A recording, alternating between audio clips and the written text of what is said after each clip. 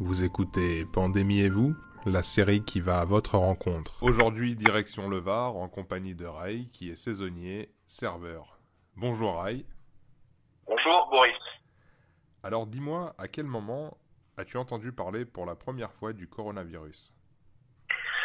Alors j'ai entendu parler la première fois du coronavirus en janvier à peu près. Je peux pas te dire une date exacte. Voilà. Et Donc comment... ouais. c'était janvier. C'était par rapport à la Chine et par rapport à la ville de Yuan. D'accord, donc c'est par rapport aux images et aux informations qu'on avait de la Chine que tu as entendu parler donc du coronavirus. C'est ça, exactement. Alors dis-moi, quand le gouvernement français nous a préconisé les premiers gestes barrières, comment as-tu réagi, comment as-tu pris ces nouvelles mesures? Non mais déjà je veux dire quelque chose. Je vais aller dans la chronologie. Déjà les gestes barrières. J'ai pas attendu que Saint-Macron nous demande de faire les gestes barrières. Parce que je veux dire quelque chose honnêtement. Je me suis en fait fortement inquiété de l'épidémie à partir de février, lorsque c'est arrivé en Italie. Parce qu'il faut savoir que le Var est quand même pas si loin que ça de la Lombardie, de l'Italie du Nord. Et si tu veux, avec mon frère, on s'est appelé, on a discuté de la situation, et c'est à ce moment-là qu'on s'est vraiment inquiété, en fait. Très bien. Oui, c'est vrai que vous êtes géographiquement dans la même zone. C'est ça, Ouais. exactement. C'est vrai que même quand on a entendu parler ça à Paris ou dans le Grand Est, on était moins impacté ici dans le Var, en fin de compte. On n'avait pas à s'inquiéter plus que ça. Et donc, C'est ça, exactement. Et puis bah ça nous avait beaucoup inquiété. Et puis on a commencé à faire les courses, les provisions. On avait commencé à organiser également les choses. J'avais commencé à faire des gestes barrières. Tout ça, c'était en février. Voilà, c'est ça. C'était entre le 14 et fin février. d'accord, C'est arrivé. donc déjà à ce moment-là, tu as commencé à prendre de l'avance, en fait. Par Voilà, intuition, par instinct, on va dire. voilà. Très bien. J'ai pris de l'avance parce que en fait, pourquoi j'ai pris de l'avance? Je me suis dit bon, tant que ça reste là-bas en Chine, j'étais comme tout le monde, ça m'inquiétait pas vraiment, tu vois. Ouais. Et en fait, c'est par rapport à la géographie, parce que ça arrivait en Italie. Et puis après, bon, mon frère me parlait effectivement de ça régulièrement. Ok. Et puis après, j'ai un petit peu consulté quelques informations sur Internet et je me suis dit, ah oui, quand même, c'est chaud parce que il y a la Chine, il y a Oui. le Japon qui a eu. Et là, le Japon, ils sont en train de subir une deuxième vague, entre guillemets, à partir d'aujourd'hui. Il y a la Corée, il y a Israël, il y avait bref plein d'autres pays. Et ce ne sont pas des pays entre guillemets qui sont pauvres. Ce sont des pays qui sont plutôt développés Oui, et c'est ils vrai. sont pas plus bêtes que nous, quoi. Et on peut préciser que tu es le frère de Lino, qu'on a eu dans l'émission déjà. Oui, oui. Oui, c'est vrai, c'est la fratrie que Lino, que je vous avais promis. Alors, dis-moi, avant donc le confinement, tu me dis déjà que tu as par toi-même modifié un peu ton quotidien, mais dans tes relations avec les gens, qu'est-ce que ça a modifié? Un peu avant le confinement déjà. Comment ça s'est Alors, passé? alors bon, bah moi, avant le confinement, déjà, j'avais un boulot. J'étais serveur en village de vacances. Voilà, donc j'ai modifié, voilà, mes réflexes. J'ai fait les gestes barrières, donc pas de bise, un salut de la main mais sans contact. Et voilà déjà le minimum. J'allais à la salle de sport au CrossFit. Alors oui, je sais, c'était pas forcément conseillé parce qu'il faut savoir que les salles de sport, il y a beaucoup, comment dire, il y a la transpiration, il y a Oui, la bien sûr. transpiration. Oui. Et puis bon ben, effectivement, entre guillemets, on bave un peu quand on fait de l'exercice. Donc voilà, mais j'y allais à la salle de sport en faisant effectivement les gestes barrières, en nettoyant encore plus que d'habitude les matériaux, les objets, les barres de musculation. Ok. Et alors, dis-moi, est-ce que tu connais quelqu'un qui est infecté ou est-ce que toi-même tu penses être infecté par le Covid-19? Non, je ne connais pas quelqu'un infecté par le Covid-19, mais par contre, je connais quelqu'un à la salle qui a été contrôlé au Covid-19 par rapport à son boulot. D'accord, intéressant. Alors comment ça s'est passé ça? Si tu peux nous raconter un peu si tu as des détails. Oh, j'ai pas tellement de détails. Il m'a dit voilà, bah, j'ai été contrôlé par mon boulot parce que je me déplace beaucoup dans mon boulot et grosso modo, ils lui ont fait faire des tests et ils l'ont mis 14 jours de côté. Voilà. Ah oui, malgré qu'il ne soit pas infecté en fait. Voilà, exactement. Le boulot avait pris les précautions. Très bien. Et alors dis-nous, comment ça s'est passé? Parce que tu m'en avais parlé avant le confinement. Tu as rencontré une petite amie juste avant le confinement. Et alors, C'est ça. votre relation a été un peu perturbée par ce confinement. Est-ce que tu pourrais nous parler un peu justement de cet amour naissant et comment est-ce que maintenant, un peu avant, comment est-ce que vous avez appréhendé ça? Est-ce que tu peux nous en parler? Oui, je vais en parler. Bah, je l'ai rencontré grosso modo 2 semaines avant la date officielle du confinement. On a eu plusieurs rendez-vous. Ça s'est très bien passé. Alors, il faut savoir que géographiquement, elle est dans les Alpes-Maritimes. Voilà. Donc, on est un petit peu éloigné, mais de temps en temps, on se donnait des rendez-vous. Et après, ben, elle travaille dans un camping.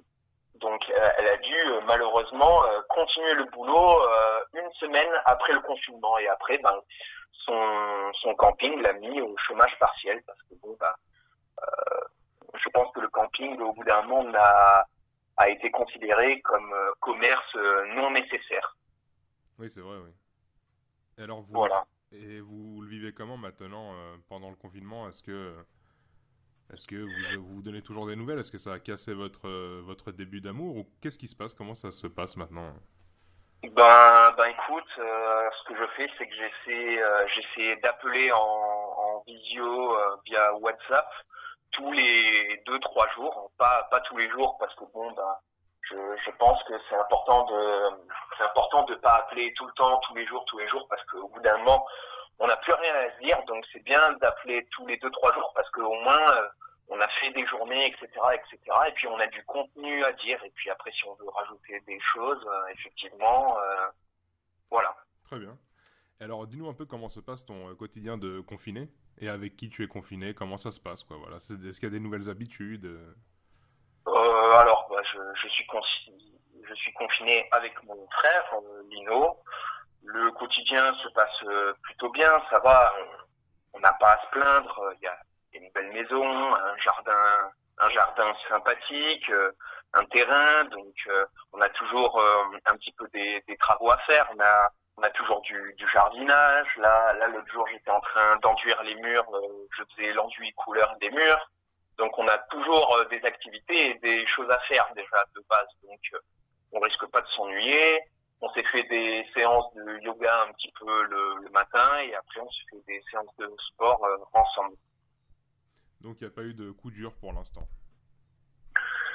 Si je vais te dire, il y a eu un petit coup dur là récemment. C'est que là dans pas longtemps, il me semble que c'est lundi, Emmanuel Macron va s'exprimer, voilà. Et le confinement va encore durer. Et moi, je pense que le confinement, il va durer au moins jusqu'au minimum 15 mai. Parce que là, bon, Macron, il va annoncer que ça va durer jusqu'à fin avril, mais ça va durer 15 mai. Alors, tu vas me dire, pourquoi cette information du 15 mai? Parce que le village de vacances où je bosse ferme officiellement jusqu'au 15 mai. Et ça, c'est avant qu'ils annoncent le confinement. Ah oui, c'est révélateur, c'est vrai. S'ils ont des informations dans le milieu professionnel, oui, c'est vrai. C'est ça. C'est révélateur et je pense que déjà une grosse structure, les grosses entreprises françaises et les grosses structures, si elles sont déjà informées à l'avance qu'elles ferment jusqu'au 15 mai, c'est que ils ont eu ils ont eu des plus grosses informations que d'autres, quoi. Oui, c'est vrai, oui, sûrement. Alors, dis-moi, pour la suite, pour l'après-confinement, est-ce que est-ce que tu as des idées de comment ça va se passer pour toi ou plus globalement, comment est-ce que tu vois la suite?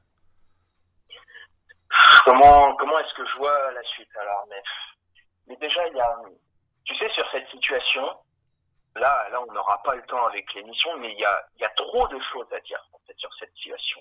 Il y a beaucoup trop de choses, il y a trop de contenu à dire. Beaucoup de choses. On pourrait dire des choses sur le discours d'Emmanuel Macron. On pourrait dire des choses sur la réaction des médias et des soi-disant médecins. Je pense notamment à ce fameux monsieur Michel Simès. Ouais, Michel Sim, ouais, je vois, ouais. On peut parler de la réaction des gens pendant le confinement et le respect du confinement. On peut parler de cet esprit français, de ces fameux gens que j'appelle oh les Jean-Michel Grippettes, tu vois. Ce n'est qu'une grippette, tu vois. Rien, ce n'est qu'une grippette. Ah, je t'en prie, tu peux développer par exemple là-dessus, on a du temps, tu peux y aller. Ok, très bien. Donc, déjà, discours d'Emmanuel Macron le 13 mars ou 16 mars. Vous corrigerez en commentaire. Commentez, likez. Hein. Faut passer un Commentez, genre. Allez-y. likez, abonnez-vous à fond. Voilà. Donc, le discours d'Emmanuel Macron, nous sommes en guerre. Voilà. C'était la grande déclaration d'Emmanuel Macron. Et ben moi, je trouve que pour un chef de guerre, il ne se donne pas les moyens d'aller jusqu'au bout. Alors pourquoi je dis ça? Je vais l'expliquer. Il a dit à un moment, et en fait tous les Français se sont glissés dans ça. Il a dit: vous pourrez exercer des exercices physiques hors de votre maison. Voilà. Et si tu veux, en fait, les Français, c'est comme des gamins. Tu leur donnes ça, ils te prendront ça, et tout le monde s'est glissé dans la faille de ça. Ah oui. Et tu veux dire que tu leur donnes le doigt et te prennent jusqu'à l'épaule, quoi. Ah mais oui, carrément. Parce que lui, je pense qu'à la base, il voulait dire, bon, vous pouvez exercer l'exercice physique, mais bon, à proximité de la maison, abusez pas. Mais voilà, c'est là où tu vois l'amateurisme aussi un peu de la communication de l'État. C'est qu'il faut savoir connaître aussi son peuple pour donner des directives. C'est ça exactement, c'est ce que j'allais dire. Peut-être que notre gouvernement ne nous connaît pas en fait. C'est ça, et puis il ne nous connaît pas, et puis voilà, ce fameux président dirige la France comme on dirigerait une entreprise ou une start-up, ou je sais pas, ou comme on dirigerait une grande entreprise genre Michelin ou EDF, hein, tu vois. Et qu'est-ce que toi en fait, pourquoi ça t'énerve tous ces gens en fait qui ne respectent pas le confinement? Comment est-ce que tu le perçois? Comme une agression, comme quelque chose? Explique-nous un peu. Ben, ça m'énerve, je vais t'expliquer dans un premier temps. Voilà, je te parlais, tu sais, de la microfaille qui m'a dit, ah, vous pourrez exercer de l'exercice physique. Oui. Mais c'est tout bonnement incroyable et ubuesque parce que les gens, tu te dis qu'il y a 2-3 semaines en arrière avant le confinement, mais ils avaient une hygiène de vie, mais pourrie. Ils bouffaient McDonald's, ils buvaient de l'alcool, machin.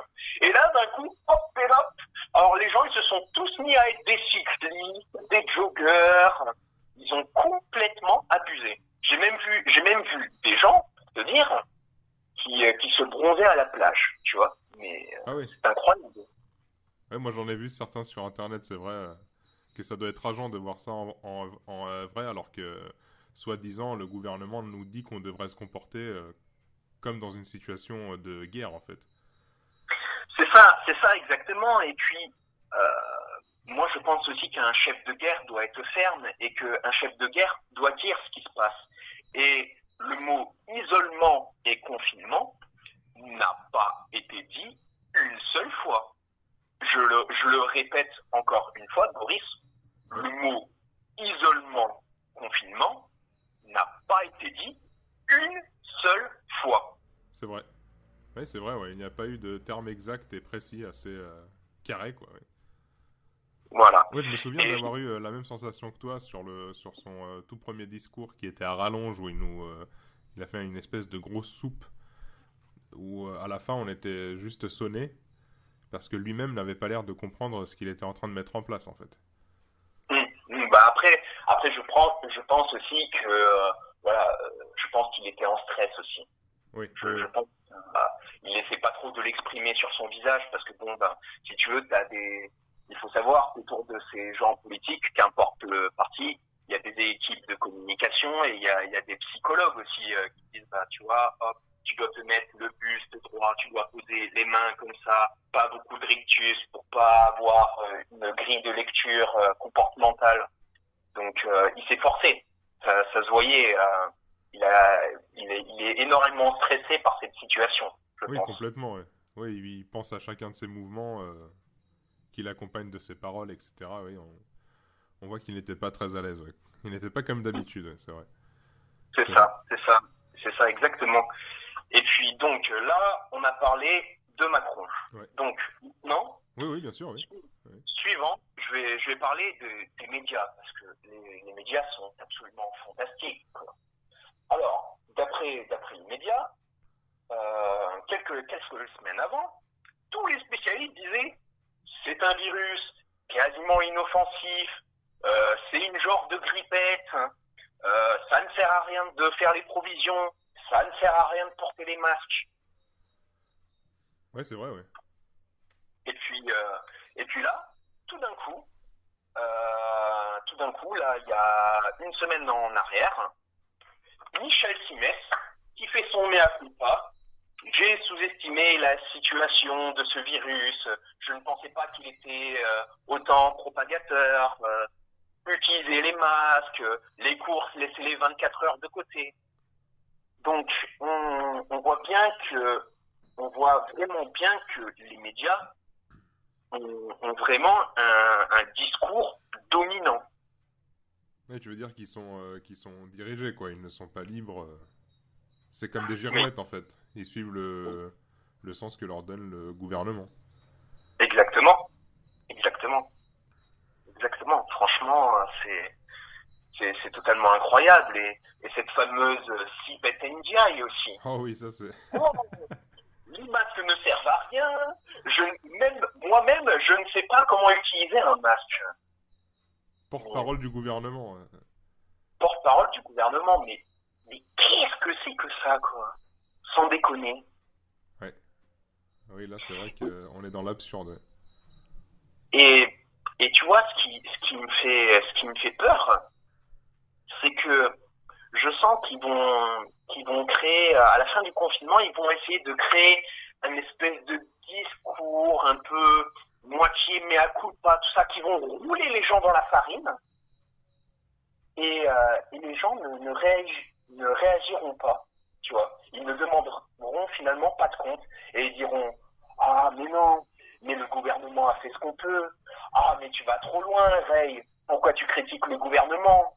Mais ce salaud de Donald Trump, ouais. Il vole des masques. Alors que nous, on fait pareil sur les pays européens. On fait pareil quand il y a un tout petit pays européen, je sais pas, je vais te dire, je suis sûr que par exemple la Moldavie a pris des masques, et ben les gros pays européens ils ont confisqué les masques à la Moldavie. Il y a des enchères autour de ces masques aussi. Bien donc sûr, sûrement, il y a partout. Donc voilà, ce qui m'énerve, ne donnons pas de leçons en fait quand on n'a pas bien géré cette crise, quoi. C'est vrai.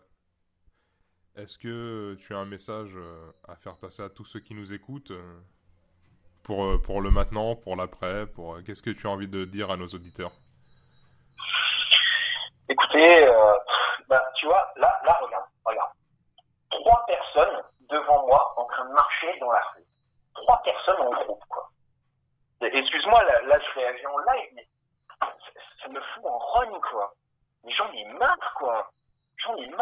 Mais quand est-ce que les gens vont comprendre qu'on doit rester chez soi?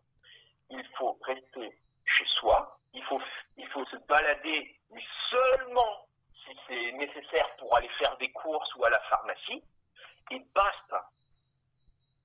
Très bien. C'est tout. Non, mais voilà, bon, après, je sais pas ce que ça va donner cette interview, mais bon, je l'ai fait un peu sur le fil de la pensée, et puis Non, c'est très bien, c'est très bien. Écoute, ce ce qu'on veut ici, c'est du brut de décoffrage, c'est ton sentiment tel qu'il est au quotidien. Voilà, après, si... Est-ce que tu as une petite note d'espoir quand même pour la suite? Alors, bon, oui, oui, il y a une note, il y a une note d'espoir, je pense peut-être. Bon, après, je pense que l'économie va morfler. Ça, voilà, tout le monde le voit, tout le monde le pense. Mais je pense que du coup, ça va un peu vacciner les Français d'aller ailleurs et n'importe où, voyager n'importe comment. Je pense que les Français, je pense, pendant 2, 3 ans, ils vont rester en France, à mon avis. Ils vont voyager en France. Je pense que le tourisme, je pense et j'espère que le tourisme local et national va reprendre du poil de la bête, en tout cas. Oui, c'est vrai qu'on oublie quand même qu'on a un pays fantastique au niveau Ouais, de la géographie, au niveau de la culture, au niveau du terroir, au niveau des saveurs. Nous sommes ouais. on est quand même dans un pays vaste et varié où avant d'aller en Australie, il est important aussi de connaître son propre pays. Voilà, donc après, bon, je sais pas ce que donnera, je me répète peut-être, je sais pas ce que donnera cette intervention. Il y a tellement trop de choses à dire que je sais pas si j'ai été clair Non, mais très bien, et très bien. concis, je sais pas. Parfait. Mais Très... voilà, courage à ceux qui restent dans des 30 mètres carrés, qui sont dans des toutes petites habitations. Courage à vous. Courage au personnel hospitalier, courage aux commerçants, courage à tous ceux qui travaillent. Voilà. Mais surtout, j'espère que vous n'aurez pas la mémoire courte et il va falloir demander des comptes. Merci beaucoup, Ray. Merci beaucoup, Boris. Salut. Salut. Chers auditeurs, merci de nous avoir suivis pour cette entrevue. Courage à tous les corps de métier qui continuent à exercer pendant la pandémie. Force et honneur à vous tous. N'hésitez pas à me faire savoir si vous avez envie de participer à l'émission. Laissez votre témoignage. C'est très simple, vous n'avez qu'à m'envoyer un mail à strictcombo.prod@ymail.com. L'adresse mail est en description. Abonnez-vous pour nous suivre et à demain pour une nouvelle entrevue.